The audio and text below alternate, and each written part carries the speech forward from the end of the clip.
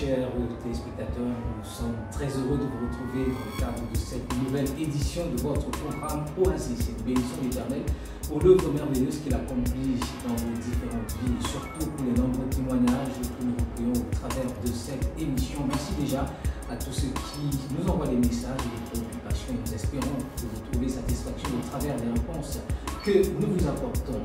En cette semaine avec notre invité, le pasteur Michel, nous allons aborder un nouveau thème. Bonsoir à vous, salut pasteur Dieu. Salut pasteur Eric, c'est un plaisir d'être parmi vous à ce jour de vacances. Avec vous, nous allons commencer, nous allons, je vais dire, ce jour aborder un nouveau thème. Nous allons aborder une question qui, souvent au milieu chrétien, cause beaucoup de polémiques et au cœur de beaucoup de préoccupations. On se demande, est-ce qu'un chrétien devrait être riche? Et est-ce que c'est normal d'être riche pour un chrétien? N'a-t-il pas des dangers justement pour un chrétien à être riche? C'est autour de cette préoccupation qui, quand même, est assez intéressante que nous allons développer notre émission de ce jour, pasteur Michel. Ce sera un plaisir. La préoccupation est effectivement intéressante et elle est d'actualité. Oui. Parce qu'effectivement, il y a dans l'Église plusieurs abus par rapport à la pensée de Dieu qui ont créé des réticences ou alors des questionnements par rapport à ce sujet. Oui. Mais il faudrait que l'on revienne à la vérité des Écritures et que l'on aborde froidement la question en se basant, en se fondant sur les Écritures, parce que c'est elles qui constituent le fondement de la vie chrétienne. Vous avez parlé de fondement de la vie chrétienne. Justement, nous voulons un petit peu savoir, est-ce que dans le plan originel de Dieu, il était question que l'homme vive dans une certaine aisance matérielle? Alors, la première chose qu'il faut dire, c'est que Dieu est riche, Dieu n'est pas pauvre. Et il dit dans sa parole, lorsqu'on lit dans le livre de Agé chapitre 2, verset 8, l'argent est à moi, l'or est à moi, dit l'Éternel des armées. Donc, c'est une des caractéristiques de Dieu. Il est le Dieu tout-puissant, il est le Dieu à qui appartiennent l'or et l'argent. Et la Bible dit qu'à la création, il a créé l'homme à l'image de Dieu. Donc, Dieu avait destiné l'homme à être semblable à lui sur la terre, y compris sur le plan des richesses. C'est pour ça que à la création, avant même de créer Adam et Ève, il a créé toutes les ressources dont ils auraient besoin pour vivre. Il a créé les plantes, il a créé les animaux qu'il a donnés plus tard pour nourriture à l'homme. Et il a béni l'homme. Lorsqu'on lit Genèse chapitre 1, verset 28, la Bible dit Dieu les bénit et Dieu leur dit soyez féconds, multipliez, remplissez la terre et la sujettissez.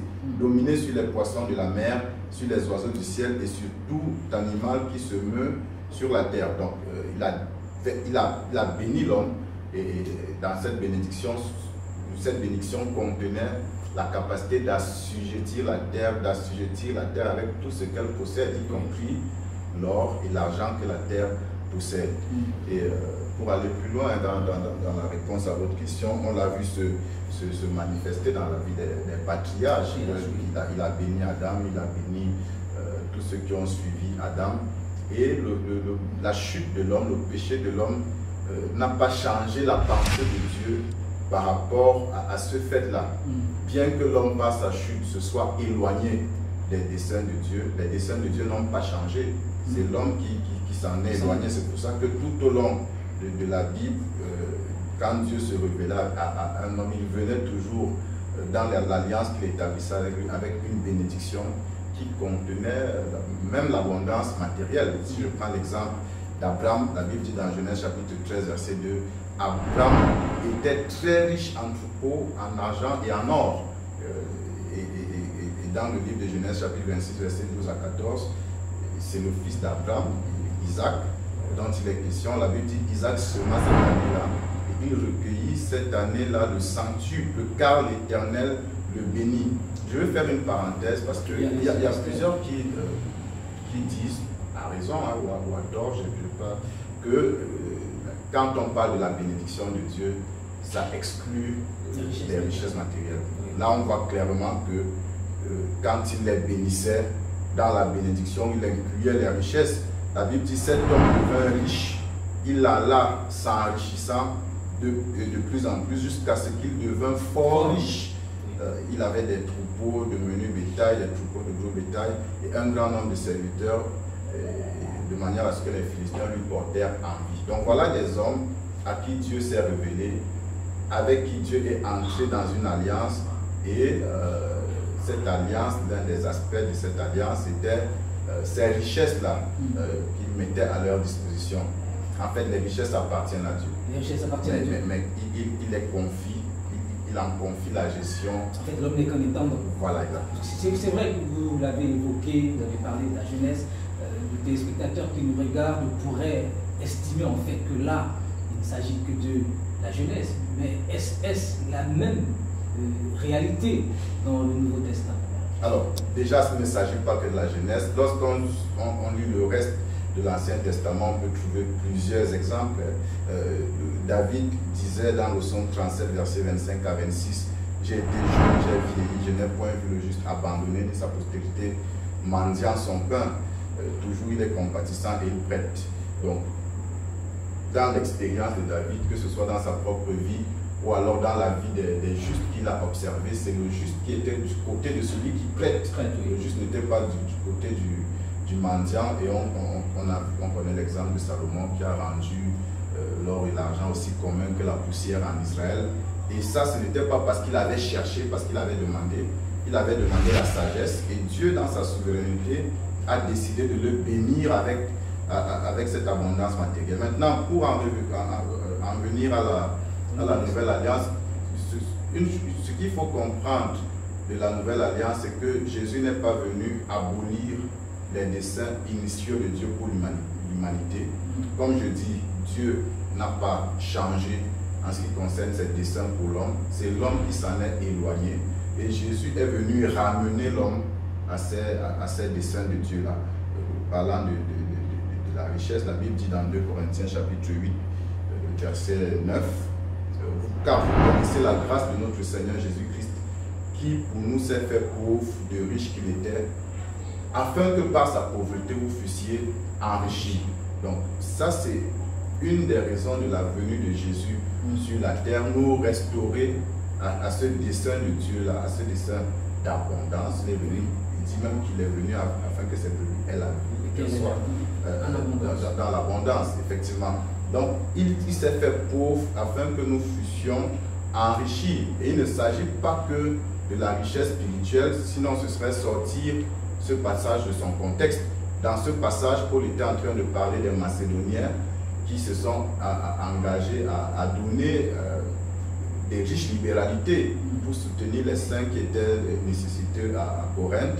Et donc, il était question des richesses financières, des richesses matérielles, lorsqu'il le rappelle que l'œuvre de la croix contenait aussi la restauration des desseins de Dieu à cette richesse. Dans le livre de Galates, chapitre 3, versets 13 à 14, la Bible nous dit « Christ nous a racheté de la malédiction de la loi, étant devenu malédiction pour nous, car il est écrit « Maudit est quiconque est pendu au bois, afin que la bénédiction d'Abraham trouve pour les païens son accomplissement en Jésus-Christ, et que nous ressuscions par la foi l'Esprit qui avait été promis. » Donc, quand il parle de la bénédiction d'Abraham, on a vu plus loin que la bénédiction d'Abraham, ce n'était pas que l'amitié de Dieu, ce n'était pas que la faveur de Dieu, ce n'était pas que le fait d'être consulté lorsque Dieu voulait accomplir ses desseins contre une partie de la terre. C'était aussi mise à sa disposition exactement, un certain nombre de ressources. Exactement. Et donc Christ a brisé toute malédiction dans nos vies afin que cette bénédiction trouve en nous son accomplissement. Il est important que le chrétien en soit conscient et sache que ça fait partie de son héritage en Christ et qu'il entre en possession de cet héritage-là que Christ a déjà acquis en sa faveur. Qu'il entre en possession de cet héritage que Christ a déjà acquis en sa faveur. Et bien sûr, nous voulons vous rappeler qu'en ce jour, nous nous posons cette question: y a-t-il du mal pour un chrétien à être riche? Y a-t-il une sorte d'antagonisme entre les richesses et la foi chrétienne? C'est le sujet au cœur de notre réflexion dans le cadre de ce programme. Nous allons retrouver en musique une voix et juste après, nous allons revenir dans ce studio pour poursuivre notre réflexion avec le pasteur Michel.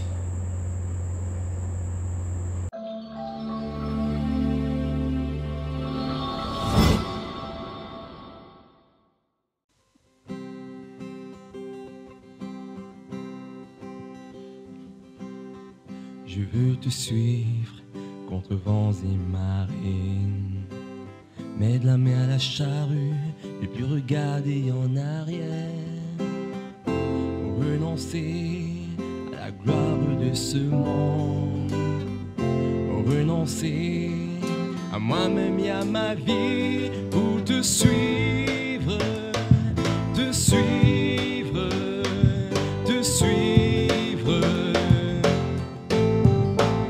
juste te suivre, te suivre, te suivre. Je veux te suivre, te suivre, te suivre, jusqu'au bout, te suivre, te suivre, te suivre.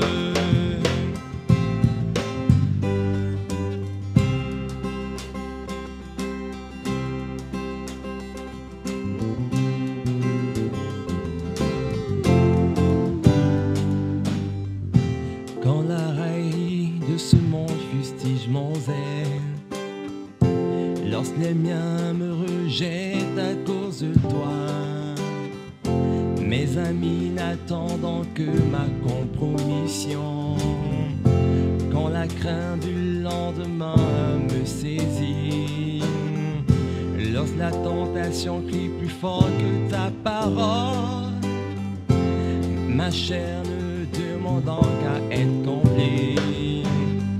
Je veux te suivre contre vents et marées, mettre la main à la charrue, ne plus regarder en arrière, renoncer à la gloire de ce monde, renoncer à moi-même et à ma vie pour te suivre, te suivre, te suivre,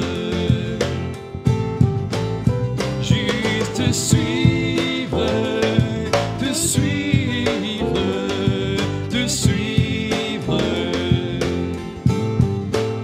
Je veux te suivre, te suivre, te suivre,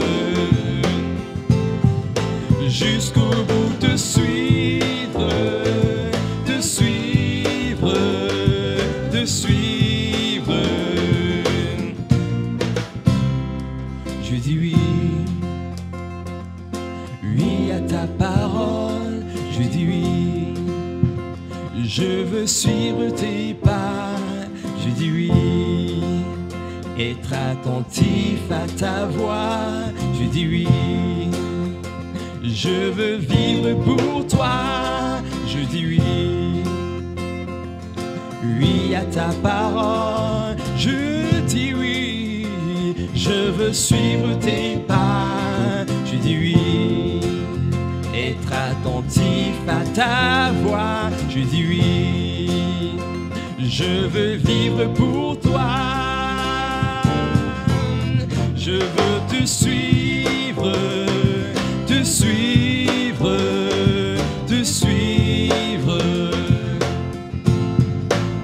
je veux te suivre, te suivre, te suivre, je veux te suivre, je veux te suivre, te suivre, te suivre, même quand c'est difficile, Seigneur, je veux te suivre, je veux te suivre, te suivre, dans l'abondance comme dans la disette, Seigneur, je veux te suivre, je veux te suivre, te suivre, te suivre, laisse-moi te suivre, laisse-moi te suivre, te suivre, te suivre, jusqu'au bout, jusqu'au bout, jusqu'au bout, te suivre, jusqu'au bout, te suivre, te suivre, te suivre,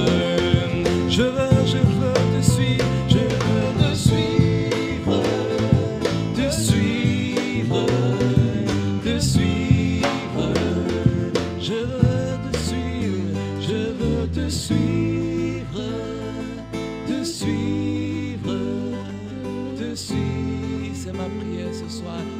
veux te suivre, je veux te suivre, te suivre, te suivre.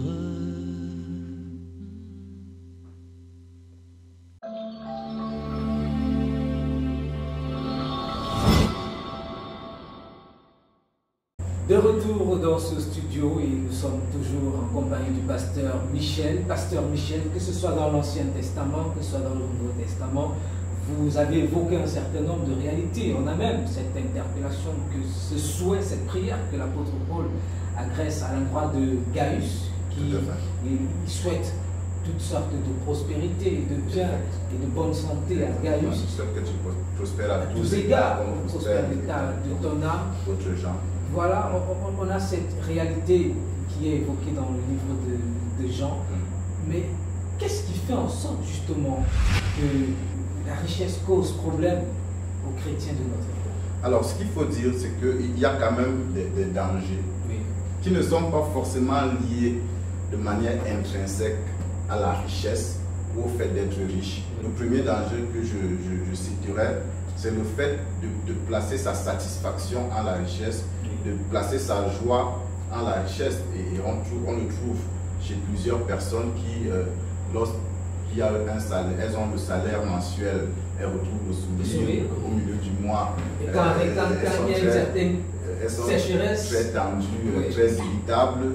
La Bible dit, dans le livre de Luc au chapitre 24, verset 26, « Malheur à vous riches, car vous avez votre consolation. Malheur à vous riches, car vous avez été rassasiés. Car vous aurez... Malheur à vous qui avez été rassasiés, car vous aurez faim. Malheur à vous qui riez maintenant, car vous serez dans le deuil et dans les larmes. » Celui qui se rassasie par les richesses, c'est clair que ça constitue un grand danger pour lui, parce qu'il aura déjà été rassasié sur la terre. Se rassasier, ça veut dire trouver sa satisfaction. Ça veut dire y trouver son bonheur, y trouver la joie.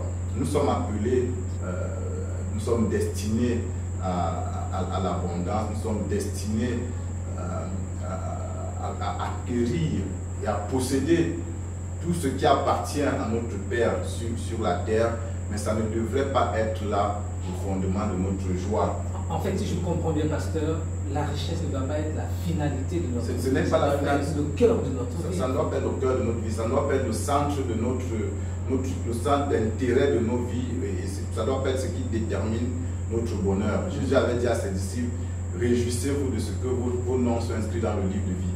Donc, la joie du chrétien doit être relative à son éternité, doit être relative aux promesses à venir, pas à ce qu'il posséderait ou ne posséderait pas ici sur la terre. Donc ça, c'est déjà un premier danger.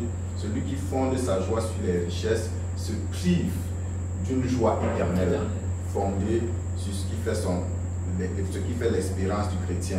Le deuxième danger, c'est le fait de placer sa confiance dans les richesses. Vous vous souvenez de l'histoire du jeune homme riche qui est venu vers Jésus, qui avait observé toute la loi, toutes les règles de la loi, et Jésus lui a dit, va vendre ce que tu possèdes, distribue-le aux pauvres, viens, suis-moi, et alors tu auras un trésor dans le ciel. La Bible dit, et ça il faut qu'on le comprenne bien, dans Marc chapitre 10, verset 23-25, Jésus regardant et lui dit à ses disciples qu'il sera difficile à ceux qui ont des richesses d'entrer dans le royaume de Dieu. Ça surprit les disciples, ils étaient très étonnés. Et Jésus a repris la parole pour dire, mes enfants, qu'il est difficile à ceux qui se confient dans les richesses d'entrer dans le royaume des cieux de Dieu. Donc, ce jeune homme riche, il avait mis sa confiance dans ses richesses. Et le fait qu'il s'en est allé tout triste, c'était une façon de dire à Jésus, je ne peux pas vivre sans ces richesses. Si je les distribue aux pauvres, si je vends tout ce que je possède, ma vie n'a plus de sens. Je n'ai plus de fondement. Je n'ai plus ce sur quoi m'appuyer. En fait, sa vie avait un sens, sa vie avait un fondement. Alors, il existait parce qu'il était riche. Parce qu'il était riche. Et les richesses constituent le fondement de sa vie. Il ne faut pas qu'il en soit ainsi pour le chrétien. Le fondement de la vie du chrétien, c'est Jésus. Il est la pierre angulaire qu'a rejeté ceux qui bâtissaient et qui est devenue la principale des langues et qui doit être la principale de la vie de chaque chrétien. Donc, mettre sa confiance dans les richesses, ça ça conduit à une fin similaire à celle de l'homme riche qui est passé à côté de l'essentiel du royaume des cieux. Et le troisième danger relatif à l'attitude, aux attitudes qu'on pourrait développer vis-à-vis des richesses, c'est l'égoïsme et l'égocentrisme. Et il y a l'histoire dans la Bible d'un homme, dans le livre de Luc au chapitre 12, versets 18 à 21, qui dit, voici, j'ai de grandes richesses, je vais abattre mes greniers, je vais bâtir de plus grands pour stocker plus de richesses pour moi-même. Et puis il dit à son âme, mange, bois, réjouis-toi, repose-toi. Et Dieu lui est apparu pour lui dire, insensé, cette nuit même, ton âme te sera redemandée. Et ce que tu as préparé, pour qui cela sera-t-il? Il en est ainsi pour celui qui amasse des trésors pour lui-même et qui n'est pas riche pour Dieu. Donc on comprend dans ce passage que Dieu n'est pas contre le fait d'être riche, mais il condamne le fait d'être riche pour soi-même, le fait d'être égoïste, le fait de penser d'en faire un objet de gloire. D'en faire un objet de gloire, ou de penser que Dieu nous a donné ses richesses pour nous-mêmes, pour se bâtir sa propre maison, pour son bien-être personnel, alors qu'il nous les donne pour que nous les mettions en retour à son service et au service de ceux qui lui appartiennent. Donc l'égoïsme, l'égocentrisme et même la gloire personnelle associée aux possessions que l'on pourra avoir, c'est une autre attitude qui rend la richesse dangereuse parce qu'elle produit la mort. On va voir dans tous ces exemples, hein, la finalité, ça a été la mort. Le jeune homme riche est allé dans la mort éternelle. Il n'est pas entré au ciel. Cet homme, son âme lui a été redemandée. Donc, la richesse mal gérée, une mauvaise disposition de cœur par rapport à la richesse, conduit inéluctablement à la mort. Et c'est là le danger que pourrait constituer la richesse, une fois de plus, pas la richesse de façon intrinsèque, mais l'attitude de cœur. J'ai d'autres aspects. Allez-y, pasteur. Voilà, quelqu'un qui fait de la richesse l'objet de son amour, de son affection. Souvenez-vous que Dieu a dit, tu aimeras le Seigneur de tout ton cœur, de toute ta force, de toute ta pensée, et tu aimeras ton prochain comme toi-même. Mais pas l'argent, pas les richesses comme toi-même. On peut aimer Dieu, mais on peut servir Dieu à la fois, mais pas servir Dieu et maman. Exactement. Donc, si quelqu'un développe un attachement émotionnel aux richesses, les richesses deviennent dangereuses pour lui. La Bible dit, mais ceux qui veulent s'enrichir tombent dans la tentation, dans le piège et dans beaucoup de désirs insensés et pernicieux qui plongent les hommes dans la ruine et dans la perdition. Car l'amour de l'argent est une racine de tous les maux. Et quelques-uns en étant possédés se sont égarés loin de la foi. Donc ça conduit toujours à la mort spirituelle, ça conduit toujours à l'éloignement par rapport au Seigneur, par rapport à ses desseins dans la vie d'un homme. Et dans cette histoire, dans ce passage, la recommandation forte de Paul, c'est oui, on pourrait être riche et on devrait être riche, mais on devrait être riche pour Dieu. On ne devrait pas y attacher nos émotions, on ne devrait pas faire des richesses l'objet de notre amour, de notre affection. Nous devons aimer Dieu et nous devons aimer notre prochain. Et le dernier point qui est relatif à celui-là, c'est de devenir un serviteur des richesses. Et on trouve plusieurs personnes dont la raison d'être, c'est d'être riche. Ils vivent et ils investissent uniquement leur énergie, leur temps, leur réflexion, leur pensée pour être riche. Et parfois pas riche pour Dieu, parfois pas riche pour l'avancement du royaume des cieux, mais c'est pour avoir ce statut-là. Et la Bible dit, vous ne pouvez servir deux maîtres à la fois. Vous avez cité ce passage, vous pouvez servir deux maîtres à la fois, car il haïra l'un et il aimera l'autre, ou il s'attachera à l'un et méprisera l'autre. Vous ne pouvez servir Dieu et maman. Donc voilà 5 attitudes que j'ai citées. En fait, qui nous présentent un petit peu le danger que exactement, qui aboutissent forcément à la mort et qui transforment les richesses en un danger. Et ce qu'il faut dire, c'est qu'on peut résumer ces 5 attitudes en un seul terme, la cupidité. Et la cupidité, la Bible dit dans Colossiens 3, verset 5 que c'est une idolâtrie. Donc la cupidité, c'est l'idolâtrie, c'est se dresser un autre Dieu que le Dieu créateur du ciel et de la terre, que le Dieu qui nous a créés, que le Père de notre Seigneur Jésus-Christ. Et lorsque la richesse prend la place dans un cœur ou dans une vie de Dieu, ça devient de la cupidité et ça transforme la richesse en un danger. Pour me résumer, la richesse en elle-même n'est pas un danger, mais c'est l'homme qui transforme la richesse, voilà, par son attitude. Exactement. Et si on sort du cadre de la vie chrétienne, du cadre de l'Église, toutes les guerres à travers le monde, toutes les invasions territoriales à travers le monde, parfois même les sacrifices humains que l'on observe sont du fait des gens qui veulent s'enrichir et qui veulent avoir de plus en plus de possessions pour eux-mêmes au détriment des autres. À quoi sert-il à un homme de gagner le monde, dit la parole, personne.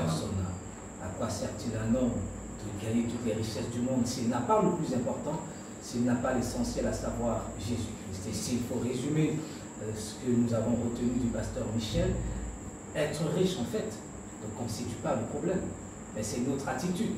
Lorsque le Seigneur nous bénit, qui peut constituer le gros problème. Et j'ai envie de vous demander, pasteur Michel, vous l'avez évoqué plusieurs fois, quand on parle d'être riche pour Dieu, en fait, à quoi est-ce qu'on fait allusion?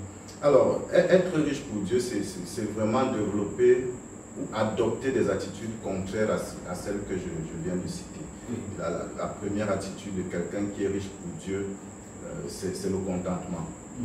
Qu'il soit déjà riche matériellement ou qu'il ne le soit pas encore, si dans son cœur se trouve cette prédisposition, c'est quelqu'un qui est prédisposé à être riche pour Dieu. Le contentement, la Bible dit dans 1 Timothée chapitre 6, versets 6 à 8, c'est en effet une grande source de gain que la piété avec le contentement, car nous n'avons rien apporté dans le monde et il est évident que nous n'en pouvons rien emporter. Si donc nous avons la nourriture et le vêtement, cela nous suffira. Donc, être riche pour Dieu, c'est avoir cette disposition de cœur qui vous rend en permanence conscient de ce que, quels que soient les biens que je posséderai dans ce monde, ces biens ne sont pas éternels. Je n'irai pas hors de ce monde avec ces biens-là.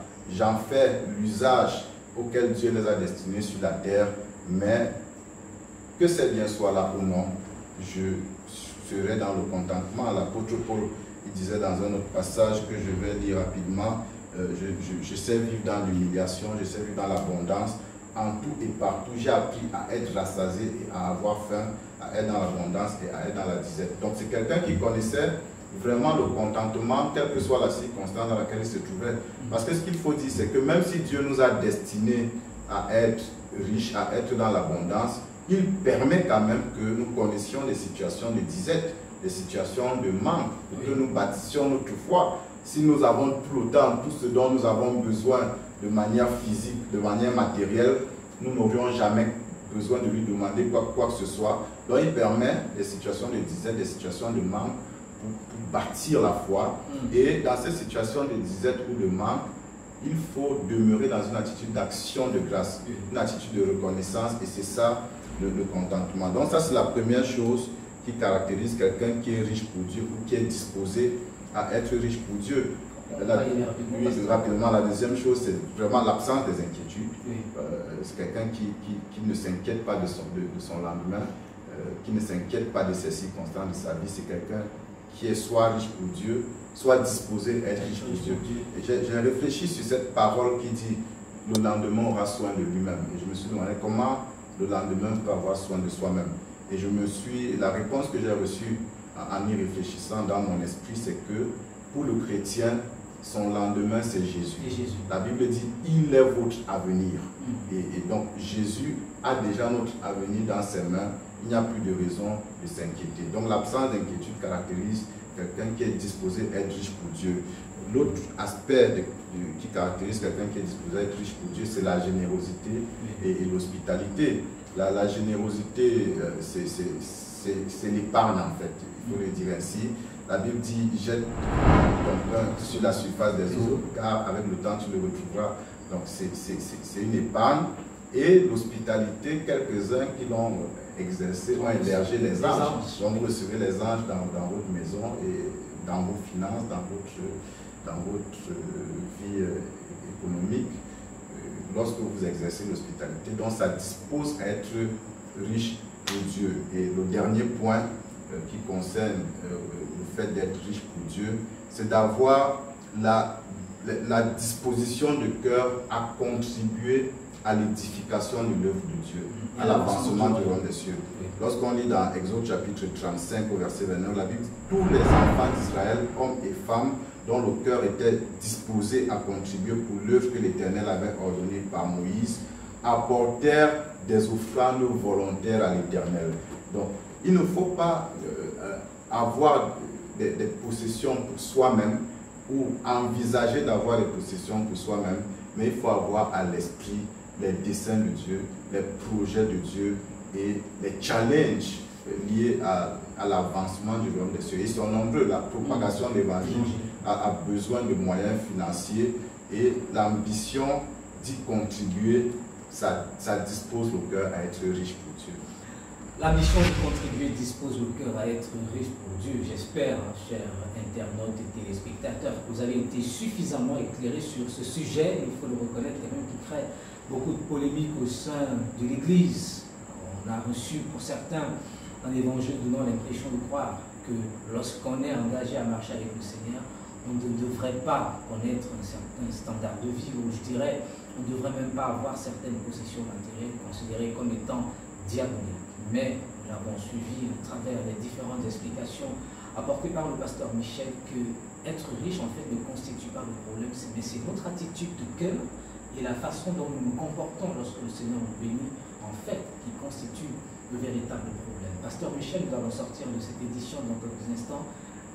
Avant de prier, quel est le conseil que vous pouvez donner à nos téléspectateurs avant justement de prier avec eux? Chers téléspectateurs, le conseil que je voudrais vous donner, c'est celui de Jésus-Christ qui dit « Cherchez premièrement le royaume et la justice de Dieu et toutes les autres choses vous seront données par-dessus. » Que la quête de vos cœurs en priorité ne soit pas la richesse, ne soit pas les possessions matérielles, mais que ce soit premièrement une relation avec Jésus-Christ, la connaissance de sa pensée en ce qui vous concerne et l'obéissance à sa volonté en ce qui vous concerne. Et pendant que vous serez en train de marcher dans l'obéissance à sa volonté, il promet de vous donner tout ce dont vous avez besoin. Et l'apôtre Paul disait aux Éphésiens, « Mon Dieu pourvoira à tous vos besoins selon sa richesse avec grâce en Jésus-Christ. » Cherchez premièrement le royaume des cieux et je voudrais vous encourager, vous, si vous ne connaissez pas encore Jésus-Christ, à le recevoir comme votre Seigneur et Sauveur personnel, parce qu'en le recevant dans vos cœurs, c'est le royaume des cieux que vous invitez dans votre vie. Donc je vais vous inviter, avec la permission du pasteur Eric, à faire après moi cette prière de foi et cette prière de repentance qui va vous mettre en connexion avec le royaume de Dieu et qui déroulera le reste du plan de Dieu dans vos vies. Répétez la prière après moi. Seigneur Jésus-Christ, je reconnais que je suis un pécheur perdu. Je suis un pécheur de par ma nature et de par mes actes. Je te prie de me pardonner et de me purifier par ton sang précieux. Je me détourne de mes péchés. En ce jour, je m'en repens et je regrette vivement de les avoir commis. Je t'ouvre mon cœur, Seigneur, viens habiter en moi. Donne-moi un cœur nouveau, transforme ma vie et fais de moi un enfant de Dieu, un fils du royaume des cieux, afin que je serve à l'accomplissement de tes desseins sur cette terre. Seigneur, je me consacre à toi. Je te consacre tout ce que je suis et je te consacre tout ce que j'ai et tout ce que j'aurai pour que ça serve à ta gloire. Au nom de Jésus-Christ. Amen. Amen. Merci à vous, pasteur Michel. C'est un plaisir de servir. Soyez riches pour Dieu vous avez appris tout au long de cette édition ce que cela signifie. Disposez vos cœurs à obéir au Seigneur et que la quête du royaume soit votre priorité. Jésus vous donne de demeurer ferme en lui. Nous vous retrouverons avec beaucoup de joie dans les prochains jours pour un autre numéro de votre programme Oasis. On se dit à bientôt, Pasteur Michel. À bientôt, Pasteur Eric. Salut à vous, chers auditeurs. Que le Seigneur vous bénisse. Shalom. Shalom.